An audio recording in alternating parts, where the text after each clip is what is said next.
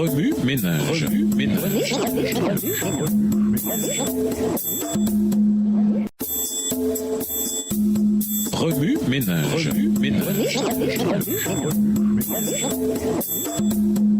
Bienvenue dans votre émission Remue ménage. Nous voilà à la leçon de vendredi, la crédibilité d'un dirigeant. Lisons 2 Pierre 2, les versets 1 et 2. 2 Pierre 2 et versets 1 et 2.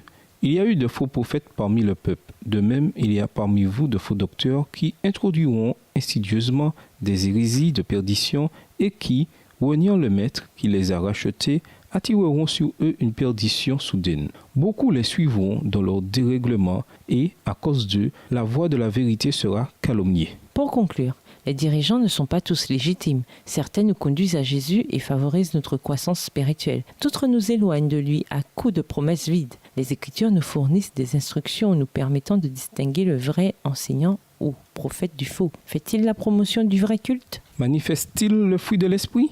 Ces affirmations sont-elles soutenues par la Bible? Il est de notre responsabilité d'apprendre à peser les idées qui nous sont présentées et de choisir de suivre seulement les dirigeants qui nous aident à nous rapprocher de Jésus. Qu'offre idées? Créez un mime, une affiche ou un graphique basé sur la première partie d'Hébreux 12, le verset 2.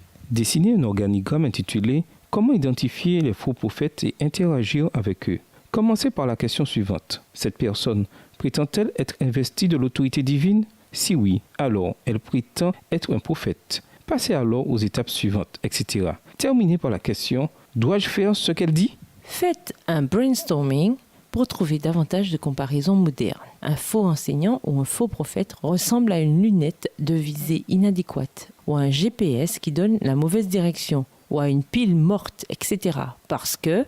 Rédigez une lettre imaginaire de Jésus à l'un des faux enseignants dont parle Pierre. Quel serait, à votre avis, son principal objectif? Faites une liste des similarités et des différences entre un loup déguisé en brebis et une personne carrément dans l'erreur, comme Pierre l'a été en maintes occasions. Posez la question suivante à 3 personnes de l'âge de vos parents ou plus âgées et à 3 personnes plus jeunes que vous.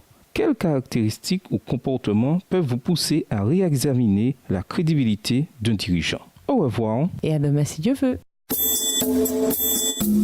Remue ménage.